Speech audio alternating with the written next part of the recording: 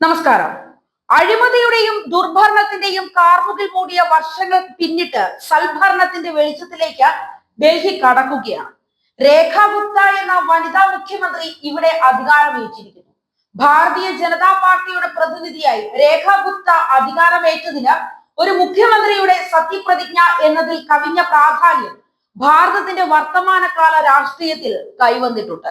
ബഹുമുഖമായ പ്രത്യേകതകളും ഈ സംഭവത്തിനുണ്ട്.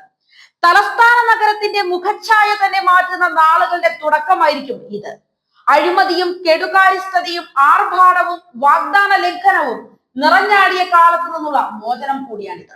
27 വർഷങ്ങൾക്ക് ശേഷമാണ് BJP ഇവിടെ അധികാരത്തിൽ വരുന്നത്. ഈ 27 വർഷവും ഡൽഹി ഭരണം അഴിമതിയിൽ ആറാടിക്കൊണ്ടിരിക്കുകയായിരുന്നു. 15 വർഷം ഭരിച്ച കോൺഗ്രസും 10 വർഷം ഭരിച്ച ആം ആദ്മി പാർട്ടിയും അഴിമതിയുടെ കാര്യത്തിൽ മത്സരിക്കുകയായിരുന്നു. കോൺഗ്രസിന്റെ കാലത്ത് കോമൺവെൽത്ത് ഗെയിംസും ആം ആദ്മി പാർട്ടിയുടെ കാലത്ത് മദ്യ കുംഭകോണവുമായിരുന്നു അഴിമതിയിൽ കുടപിടിച്ചു നിന്നത്. സ്വച്ഛ് ഭാരത് മാതൃകയിലുള്ള ഒരു ശുചീകരണ യജ്ഞമാണ് അഴിമതിയുടെ നിർമ്മാർജ്ജനത്തിൽ പുതിയ മുഖ്യമന്ത്രിയുടെ വലിയൊരു ചുമതല. സംശുദ്ധ ഭരണം എന്തെന്ന് ഡൽഹി അറിയാൻ പോകുന്നു. തലസ്ഥാനം പ്രതീക്ഷയോടെ കാത്തിരിക്കുന്നതും അതിന് തന്നെയാണ്. അഴിമതി രഹിതമായി 10 വർഷം രാജ്യം ഭരിച്ച BJPയിൽ ജനമർപ്പിച്ച വിശ്വാസം യാഥാർത്ഥ്യമാകാൻ പോകുന്ന കാലമാണ് ഇനി.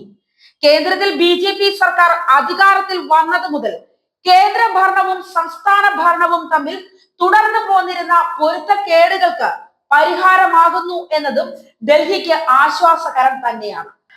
10 വർഷമായി അധികാരത്തിലിരുന്ന ആം ആദ്മി പാർട്ടിയും അതിന്റെ നേതാവും മുൻ മുഖ്യമന്ത്രിയുമായ അരവിന്ദ് കെജ്രിവാളും കേന്ദ്രവുമായി ഏറ്റുമുട്ടാൻ അധികാരം പ്രധാനമായും ഉപയോഗിച്ചു പോന്നത്. അത് ഡൽഹി ഭരണത്തെ കുറച്ചൊന്നുമല്ല ബാധിച്ചത്. പ്രത്യേകിച്ച് അഴിമതിക്കെതിരെ മുദ്രാവാക്യം മുഴക്കി അധികാരത്തിലേറിയ കേജ്രിവാൾ അഴിമതിയുടെ രാജാവായി മാറിയതോടെ വാഗ്ദാനങ്ങളും സൗജന്യങ്ങളും വാരിക്കോരി പ്രഖ്യാപിച്ച് അവ അധികാരത്തിലേക്കുള്ള വഴിയായി ഉപയോഗിക്കുകയായിരുന്നു ആം ആദ്മി പാർട്ടി. അത് വിശ്വസിച്ച് സമ്പൂർണ്ണ പിന്തുണ നൽകിയ ജനങ്ങൾ യാഥാർത്ഥ്യം അനുഭവിച്ചറിഞ്ഞതിന്റെ ഫലമാണ് BJP അവിടെ നേടിയ വൻ വിജയത്തിൽ പ്രതിഫലിച്ചത്. ഒപ്പം പറഞ്ഞ വാക്കുകൾ പാലിക്കുന്നവർ എന്നത് കേന്ദ്രത്തിലും വിവിധ സംസ്ഥാനങ്ങളിലും ഭരണത്തിലൂടെ തെളിയിച്ചു കഴിഞ്ഞ BJPയുടെ പ്രകടന മികവും. അധികാരം ആർഭാടത്തിനു വേണ്ടി എന്ന ചിന്തയിൽ ഡൽഹി ഭരിച്ച സർക്കാരുകൾ മറന്ന സാധാരണ ജനങ്ങളുടെ ഭാഗത്തു നിന്ന് ചിന്തിക്കാനും പ്രവർത്തിക്കാനുമാണ് BJP ശ്രമിക്കുന്നത്. സത്യപ്രതിജ്ഞ ചടങ്ങിലേക്ക് പൊതുജീവിതത്തിന്റെ ഏറ്റവും താഴെത്തട്ടിലുള്ള ചേരി നിവാസികൾ ഉൾപ്പെടെയുള്ള വിഭാഗങ്ങൾ ക്ഷണിക്കപ്പെട്ടത് അവരുടെ കാര്യത്തിൽ പുതിയ സർക്കാരിനുള്ള ചിന്തയും ഉത്കണ്ഠയും എല്ലാ വിഭാഗത്തെയും ചേർത്ത് പിടിക്കാനുള്ള സന്നദ്ധതയും വ്യക്തമാക്കുകയാണ്. ഡൽഹിയെ അറിഞ്ഞും അവിടുത്തെ സമൂഹ ജീവിതത്തോട് ചേർന്നും പ്രവർത്തിച്ചു വളർന്ന രേഖാ ഗുപ്തയിലൂടെ ജനമനസ്സറിഞ്ഞ ഭരണമാണ് BJP ലക്ഷ്യം വെക്കുന്നത്. ഡൽഹി കണ്ട 4ാമത്തെ വനിതാ മുഖ്യമന്ത്രിയായ രേഖ ഭാരതത്തിൽ BJPയുടെ 5ാമത്തെ വനിതാ മുഖ്യമന്ത്രി കൂടിയാണ്. വനിതാ ശാക്തീകരണം പ്രഖ്യാപനത്തിനപ്പുറം യാഥാർത്ഥ്യമാക്കുന്ന BJP ശൈലിയുടെ തുടർച്ചയാണ് അവരുടെ സ്ഥാനാരോഹണം.